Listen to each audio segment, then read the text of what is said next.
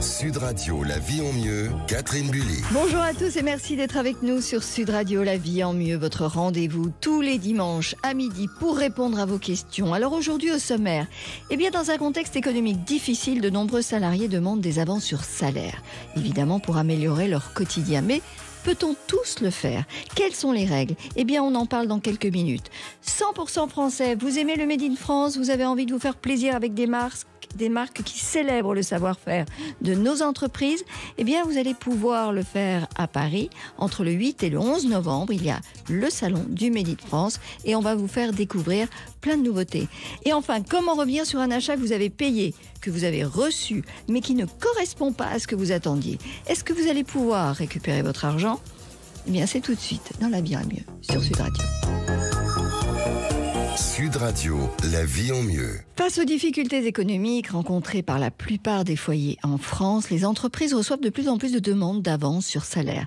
Et cette mécanique, qui rend service à court terme, évidemment, on peut le comprendre, peut parfois s'avérer être un piège à long terme. Bonjour Benoît Serre. Bonjour. Vous êtes vice-président national délégué de l'association des DRH, des directeurs de ressources humaines. Alors, l'avance sur salaire, qu'est-ce que ça veut dire exactement? Comment c'est calculé? Alors, vous savez qu'il y a deux choses. Il y a l'avance sur salaire et l'acompte sur salaire. Justement, j'allais vous demander la différence tout à l'heure. L'avance sur salaire, comment ça fonctionne? C'est un salarié qui demande à ce que une partie de son salaire mensuel lui soit payée avant la date habituelle à laquelle on paye le salaire mensuel, c'est-à-dire généralement la fin du mois ou le début du mois suivant. D'accord. Il faut savoir que c'est pas prévu dans le Code du travail. Ça veut dire que c'est une facilité que l'employeur peut accorder ou refuser. C'est pas un droit. D'accord. Mais est-ce que tout le monde y a droit à cette avance? Tout le monde y a droit, mais l'employeur est toujours en possibilité de ne pas l'accorder. D'accord. Alors, voilà. Justement, vous disiez que vous parliez d'avance sur salaire et d'acompte sur salaire. Alors, quelle est la distinction? Quelle est la différence? La différence, c'est que l'avance sur salaire, vous allez toucher une somme pour un travail que vous n'avez pas encore effectué. D'accord. Alors que l'acompte sur salaire, vous touchez une somme auquel vous avez droit puisque c'est un travail que vous avez déjà effectué. D'accord. Par exemple, la moitié du mois, on vous paye les 15 premiers jours. C'est la grande différence. Ok. Mais alors, est-ce qu'on peut faire ça régulièrement? C'est-à-dire, est-ce que quelqu'un peut chaque mois demander un acompte, une avance En théorie, il peut demander autant qu'il veut. Maintenant, d'expérience, lorsque vous avez un collaborateur qui vous fait ce type de demande de manière récurrente, généralement, le DRH s'en inquiète parce que ça signifie que cette personne est confrontée à une situation économique de trésorerie. Fragile, oui. Fragile, et que donc vous avez un risque de surendettement. Parce que bien évidemment, cette personne, elle touche une partie de son salaire, donc elle touchera moins à la fin du mois, donc elle vous redemandera. Donc c'est un mauvais... Donc généralement, la bonne réaction à avoir dans ce cas-là, c'est de l'avoir, ou plusieurs demandes successives, ça peut être 3 ou 4, et dire, bon alors attendez, vous me demandez une avance sur salaire supplémentaire, j'ai rien contre, rien pour, mais je voudrais savoir ce qui se passe. Est-ce que c'est une difficulté temporaire? Est-ce qu'on peut vous aider? Est-ce que, vous voyez, je veux dire... Voilà, donc c'est un peu une alerte, généralement, quand vous avez ça, c'est une alerte. Et il y a des cas où ils peuvent refuser? L'employeur peut refuser? L'employeur, il peut toujours refuser, il peut toujours dire, mais moi je ne pratique pas l'avance sur salaire. Très honnêtement, ce sont des cas assez rares. D'accord. Et est-ce que cette avance, elle est plafonnée, ou elle peut être plafonnée, ou on peut demander... Alors l'avance sur salaire, elle est pas plafonnée, mais en règle générale, elle couvre rarement plus de 60% du salaire mensuel. Mais c'est une convention, c'est pas une obligation. D'accord. Alors, est-ce que c'est pas en fait finalement assez, même en tant qu'individu, difficile à gérer? Parce que finalement, à partir du moment où vous demandez cette avance sur salaire, donc lorsque le salaire va tomber, il va être diminué d'autant.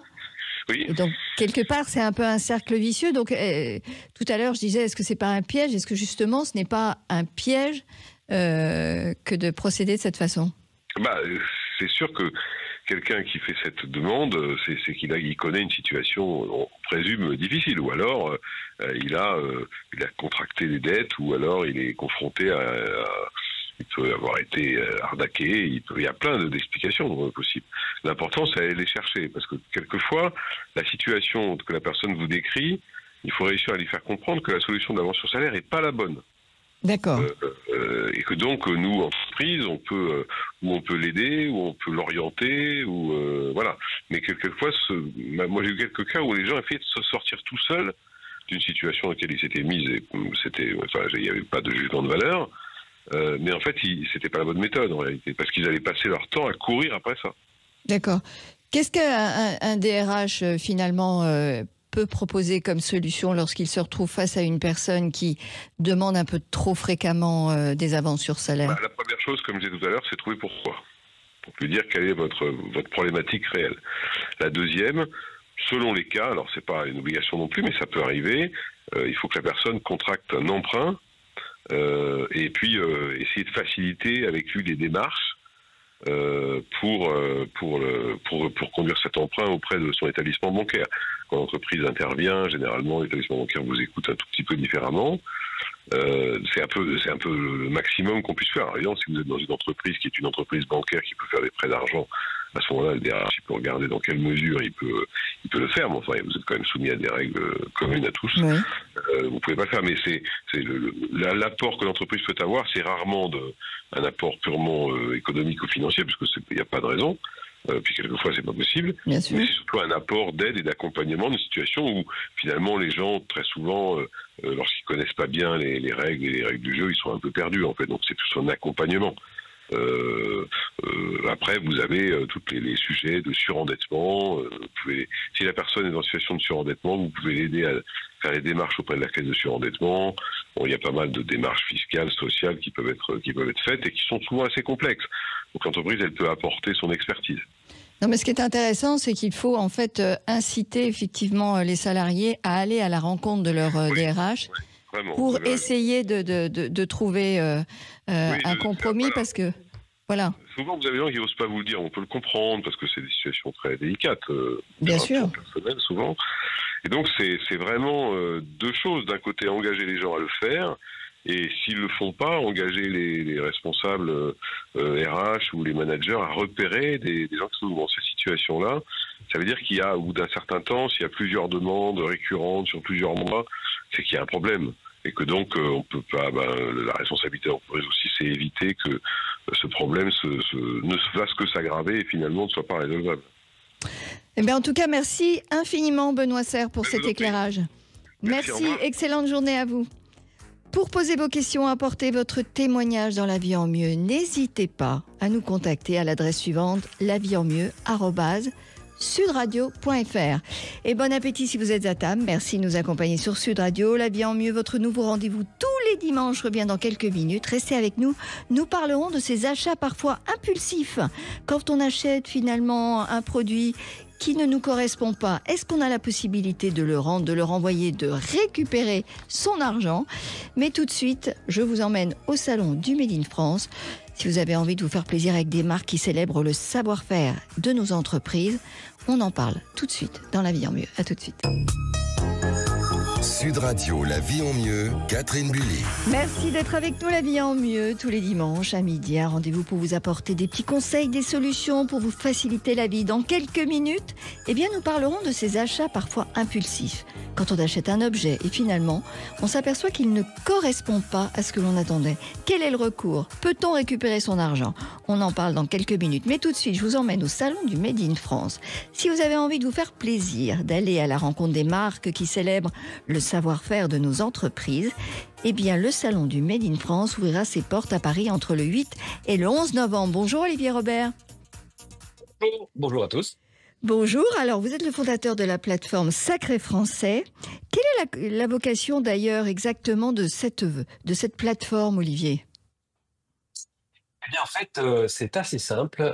Nous avons à souhait d'aider les entreprises françaises, les entreprises qui produisent en France, à réussir. D'accord. Sur les leviers qui sont des leviers sur lesquels ils ne sont pas experts, qui sont évidemment la communication et la mise en avant de leur savoir-faire et de leurs produits. Alors, vous avez créé une académie, l'Académie Sacré Français. Elle va servir à quoi? Dans la continuité de ce que je viens d'évoquer, l'académie va aider finalement toutes les entreprises à monter en compétence sur leur communication, sur la transformation de leurs caractéristiques en avantages pour leurs clients, sur la mise en avant de leurs produits et de leurs services. Objectif, leur donner toutes les clés pour vendre plus, parce qu'on sait très bien que s'ils vendent plus, ils vont faire baisser les coûts et ils vont continuer à embaucher. Et donc, on va créer un cercle vertueux et on veut y participer. D'accord. Alors j'en parlais tout à l'heure, il y a le salon du Made in France donc, qui aura lieu à Paris entre le 8 et le 11 novembre. Est-ce qu'on va parler justement de ces entreprises qui célèbrent le savoir-faire de nos entreprises évidemment françaises?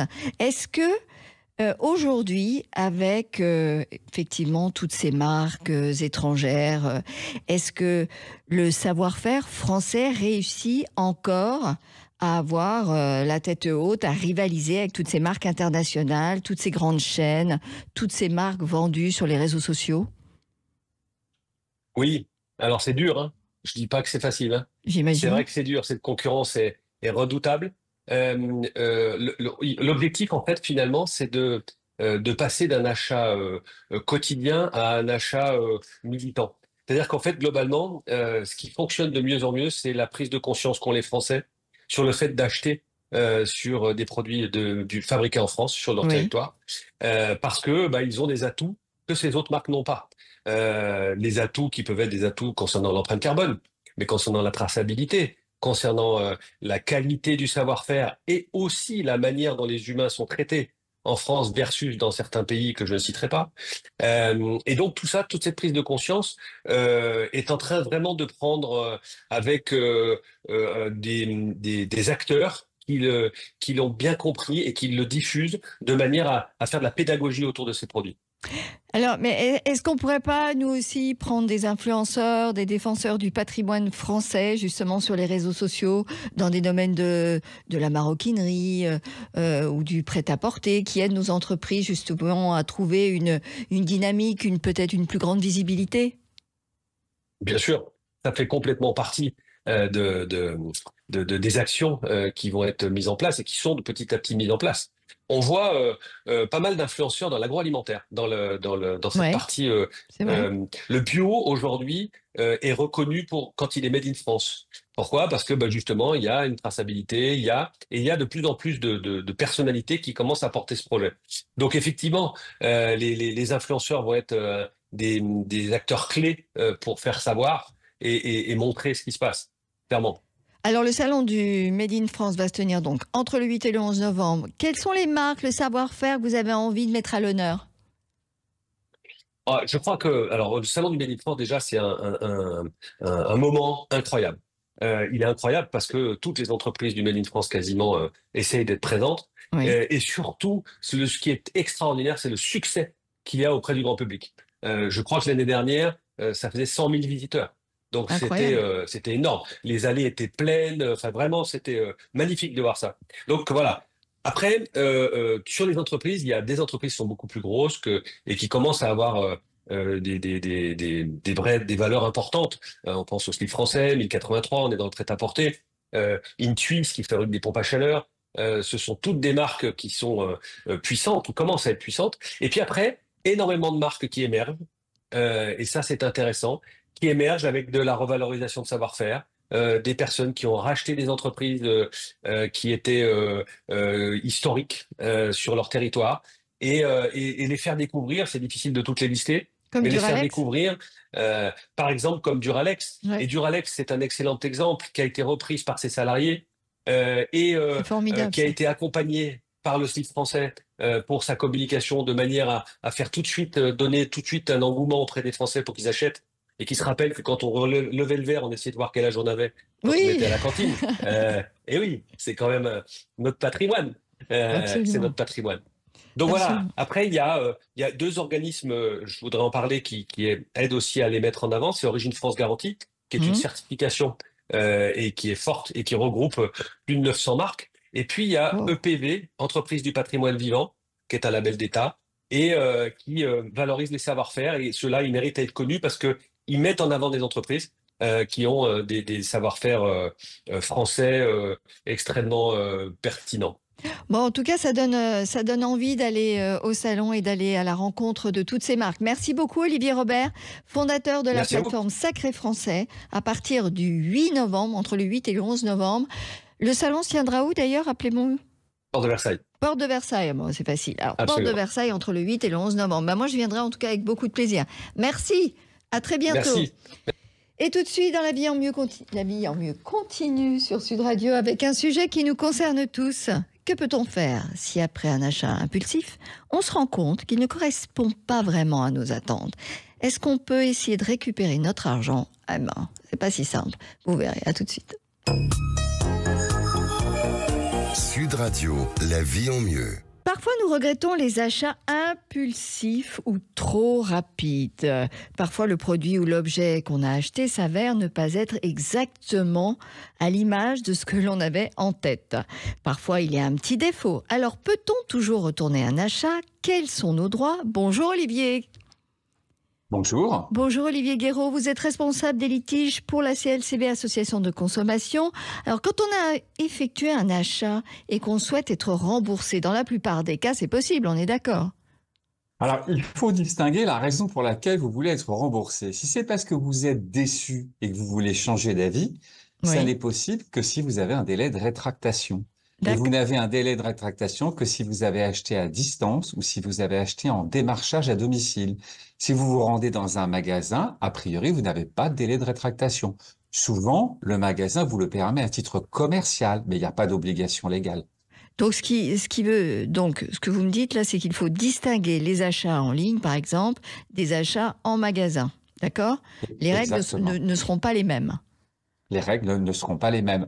Achat en ligne, vous avez bien souvent, la plupart du temps, une possibilité de vous rétracter pendant 14 jours. Oui. En magasin, il n'y a aucune obligation légale. C'est le magasin qui fait ce qu'il veut. Alors, pour ces achats en ligne, si on demande un remboursement, par exemple pour non-conformité ou parce que l'objet, par exemple, était bréché, si c'est un vase, par exemple, parce qu'on l'a pas eu sous les yeux, parce que quand vous l'avez reçu, vous avez été déçu. Est-ce que les remboursements seront toujours possibles dans ces différents cas ? Alors là, on est sur quelque chose de différent. Vous ne regrettez pas votre achat, mais vous avez reçu quelque chose qui n'est pas conforme à ce qu'on vous a promis ou qui n'est pas conforme à ce à quoi vous pouviez vous attendre. Dans ces cas-là, c'est la garantie légale de non-conformité. Et ça, c'est quelque chose qui fonctionne que vous ayez acheté en ligne ou que vous ayez acheté en magasin. D'accord. Est-ce que les retours peuvent être plus ou moins faciles en fonction de la catégorie du produit? Est-ce que c'est différent en fonction du secteur?